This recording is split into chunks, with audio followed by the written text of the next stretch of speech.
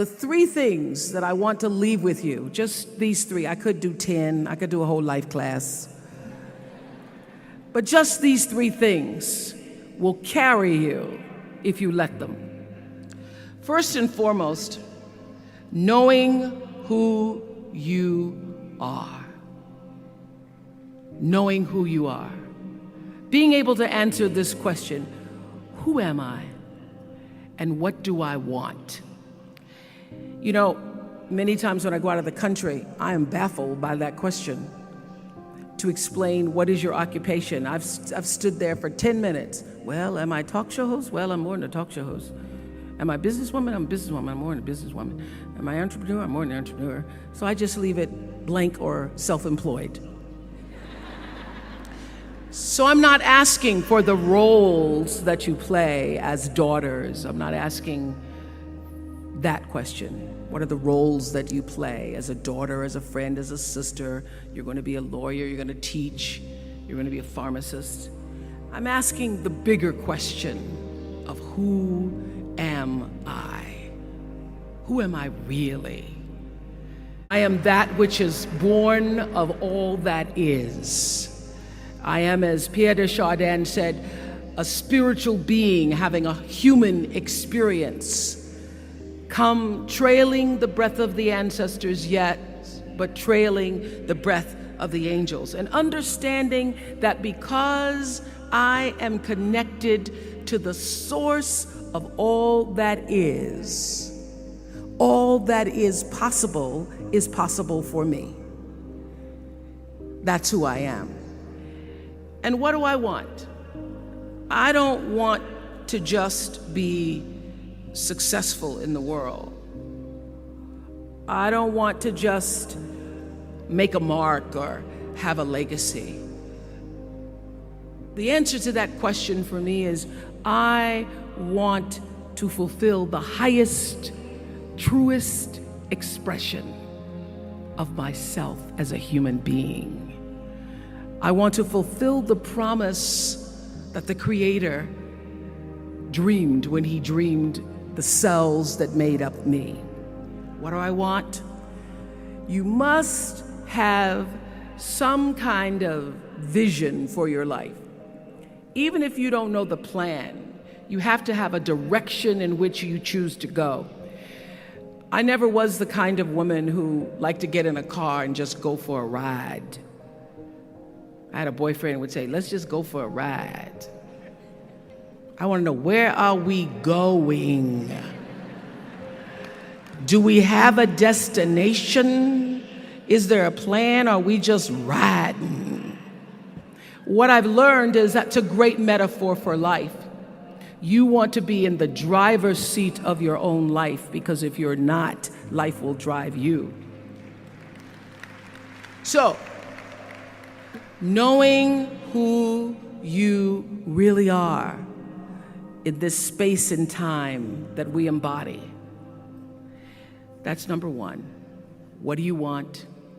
Who are you?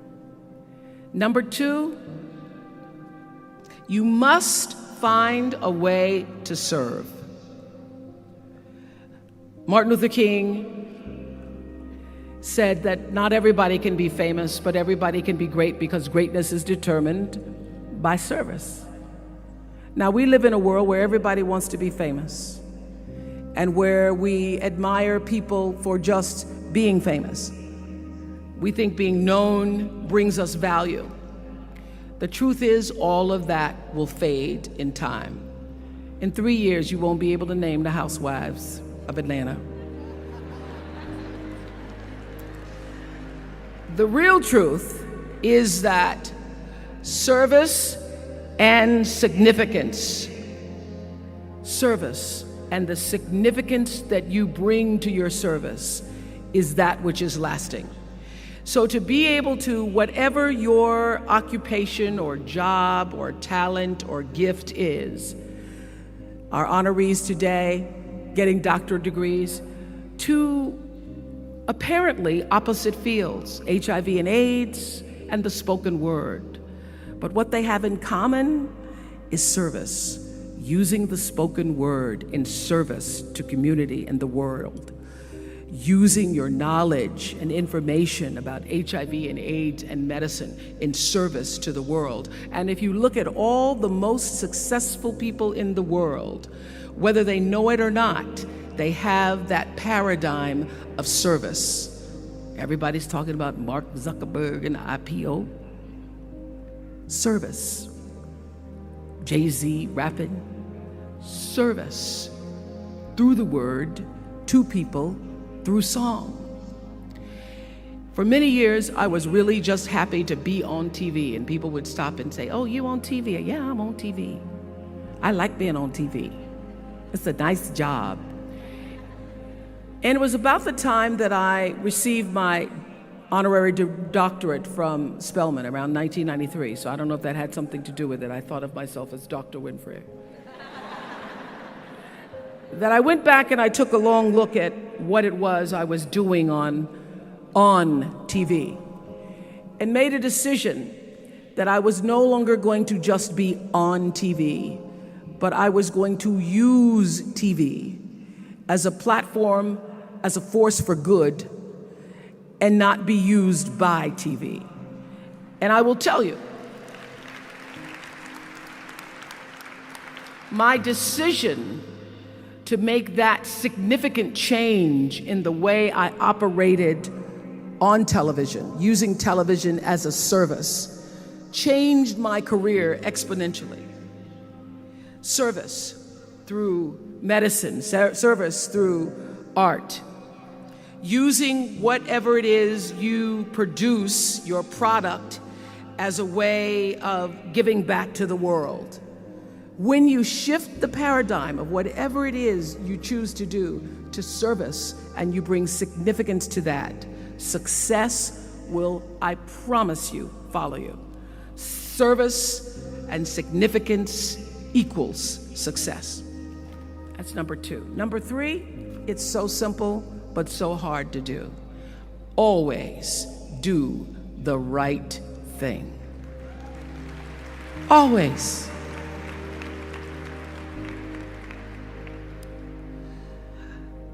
Be excellent. People notice. Think of how you notice. You go to Taco Bell, somebody gives you an extra napkin and some sauce. You notice.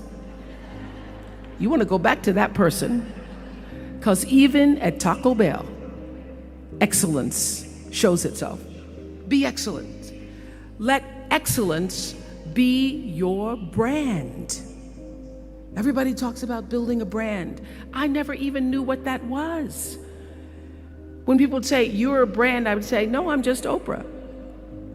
What I recognize now is that my choice to, in every way, in every example, in every experience, to do the right thing and the excellent thing is what has created the brand.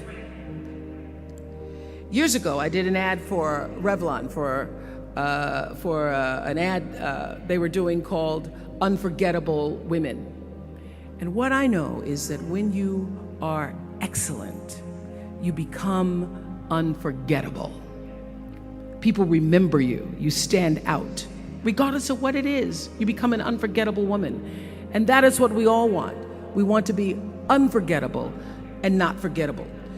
So doing the right thing, even when nobody knows you're doing the right thing, will always bring the right thing to you. I promise you that. Why? Because the third law of motion is always at work. For every action, there's an equal and opposite reaction. That is so true in all of our lives. That's what Newton said. Celia in The Color Purple said it. Everything you even try to do to me, already done to you. Everything you even try to do to me, already done to you. So you don't have to worry about revenge or getting back at somebody, making sure they pay. You just have to do the right thing, and the right thing will follow you even when people don't support it. I remember many times on my show. There are many shows y'all never saw. And the reason you didn't see them is because I got the last vote. And I remember 2010, my team, hardest working team in television, had done this interview with a woman who turns out she was a Sunday school teacher by day and a sex addict at night. Ooh. And they were like, you won't believe it. We got her going out, and we got her with the men, and we get to show her, and she was willing to show us everything. I sat down with a woman for an interview that was taped. And during the process of the interview, I said, why are you doing this? And she said, oh, I want to help people. I want to tell my story and I want to help people. I said, do you have children? She says, yes, I have a 10-year-old son. I knew right then, this is never going to see the light of day. So we got off the air and I said to the lady, we are not going to air that show. And she said, why? My producer said, why? She knew she was being filmed. She knew what she was saying. She knows what you... I said, because her son will never get over it. Her son will never get over it. And it's not worth a rating point to me. Not worth a rating point to me to know that there's a 10-year-old boy who's destroyed because his mother went on the Oprah Winfrey show and told all her business. You do the right thing even when other people think it may not be. And oftentimes when you make a decision to do the right thing, immediately you're faced with doubt. Was that the right thing? Was that the right decision? I don't know, was that the right thing? You always know it's the right thing, when in the end, there is peace. You are rewarded by peace in knowing that you did the right thing. The most important thing I have come to know in doing the right thing and making the right choices is understanding what we talked about yesterday. All of you leaving here have the potential for enormous success. There's a price that comes with that. People don't always like you, and they're not always happy for you. And if you surround yourself with people who are not accustomed to your success, they become fearful. They become scared because you are reflecting back something to them that they don't recognize. Now, they're not going to say, you know, I'm very fearful, because you're reflecting back to me something I don't recognize. They're going to say, you know what they're going to say? They're going to say, who she thinks she is. Who she thinks she is. That only happens when you are around people who do not mean and want and aspire to the best for you. People who want the best for you want you to be your best. So my greatest advice to you is to surround yourself with people who are going to fill your cup until your cup runneth over. So when people say you're so full of yourself, you can say, yeah. Yes, I'm full. I'm so full, my cup runneth over. And to know that once your cup runneth over, you cannot spend your life with your gallon-size offerings, offering them to pint-sized people.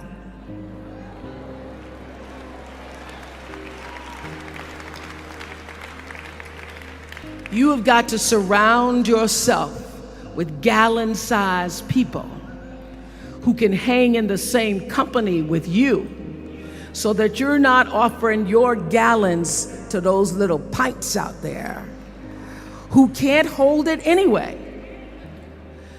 Choice to Change the World. I love that song.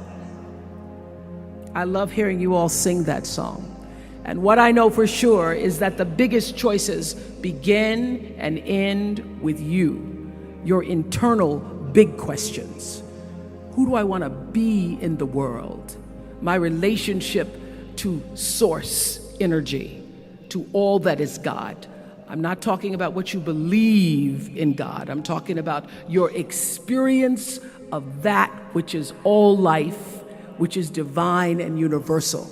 I'm talking about the big deal. Being connected and aligned with that. When you are tuned in and charged into that, whenever you feel empty, you go inside yourself and you connect to the source, and you know that all things are possible. To know that, and to choose to do the right thing in service and significance, I promise you, you will create a vessel of service for yourself first, because you have to honor yourself first. You have to give to yourself first, otherwise you have nothing to give away. You will create a vessel for yourself, for your family, your community, and the world. And those three things will not only lead you to a blessed life. I stand as a witness. My life is so blessed, I can't even take it in sometimes. It will lead you not just to a gifted life and a rewarding life that fills you up, but a sweet life. That's what you want. You want the sweetness. You want it to be so sweet, so that even when the storms come, and they will, you'll know, this too shall pass. This too shall pass. The storm is passing over, and you shall not be moved, because you know who you are. When you can do that, grace will follow you, grace and glory. And when they see you coming, it ought to make them proud. They say it's the click of your heels, it's the bend of your hair, it's the palm of your hand, it's the need for your care, because you a woman, you a Spelman woman.